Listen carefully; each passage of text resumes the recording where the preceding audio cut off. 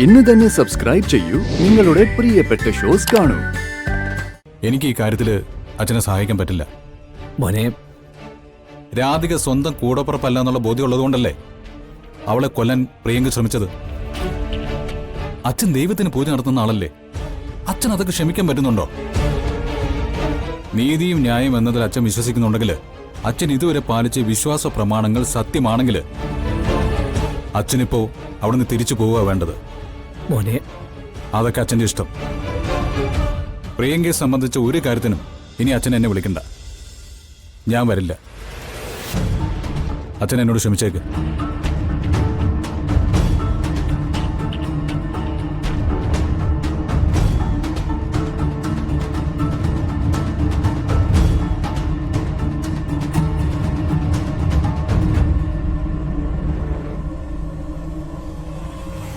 മോനെ വിളിച്ചോ?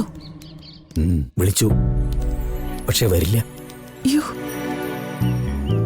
മോൻ എന്നോട് കുറെ ചോദ്യങ്ങൾ ചോദിച്ചു. അതിനൊന്നും എന്റെ കയ്യിൽ ഉത്തരവില്ല. അവരെ പറഞ്ഞിട്ടും കാര്യമില്ല. സ്വന്തം കുടുംബാംഗത്തെ കൊല്ലാൻ ശ്രമിച്ച ഒരാളെ അവര് രക്ഷിക്കേണ്ട കാര്യമില്ലല്ലോ. നമ്മൾ ഇനിയിപ്പോ എന്ത് ചെയ്യും? എന്ത് ചെയ്യാനാ? താൻ വാ.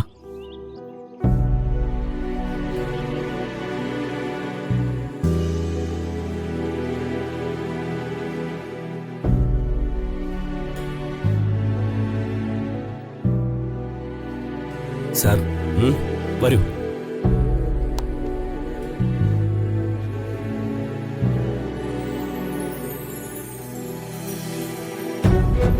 സാർ, ഈ വലിയ വലിയ ആളുകളൊന്നും എനിക്കത്ര പരിചയം പോരാ.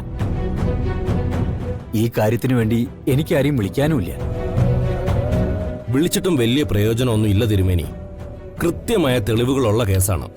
ഞങ്ങൾക്ക് നിങ്ങളുടെ മകളെ കോടതിയിൽ ഹാജരാക്കാനേ പറ്റൂ. പിന്നീടുള്ള തീരുമാനം കോടതിയുടേതാണ്.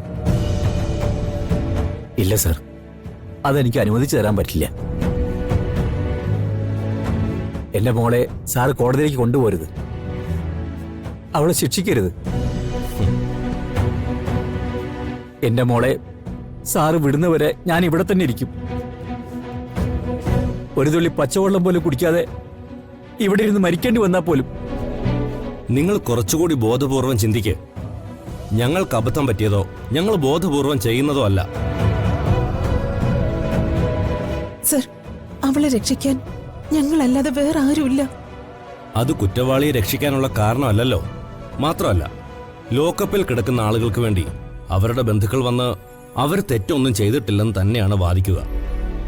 അച്ഛനമ്മമാരുടെ കരച്ചിൽ കേട്ട് എല്ലാവരെയും വിട്ടയക്കുകയാണെങ്കിൽ പിന്നെ പോലീസ് സ്റ്റേഷൻ എന്തിനാ? തിരുമേനി, നിങ്ങൾ തിരിച്ചു പോയിക്കോളൂ. ഇല്ല സർ, എനിക്ക് തിരിച്ചു പോവാൻ പറ്റില്ല. ഞാനിവിടെ ഇരിക്കാൻ പോവാ. അതൊന്നും പറ്റില്ല. സാറിന് എന്നോട് ദേഷ്യപ്പെടാം, എന്നെ അടിച്ച് ഇവിടുന്ന് പുറത്താക്കാനും ശ്രമിക്കാം. പക്ഷേ ഒരച്ഛൻ എന്ന നിലയിൽ എന്റെ മോളെ ഈ അവസ്ഥയിൽ ഇവിടെ വിട്ടു പോവാൻ എനിക്കാവില്ല.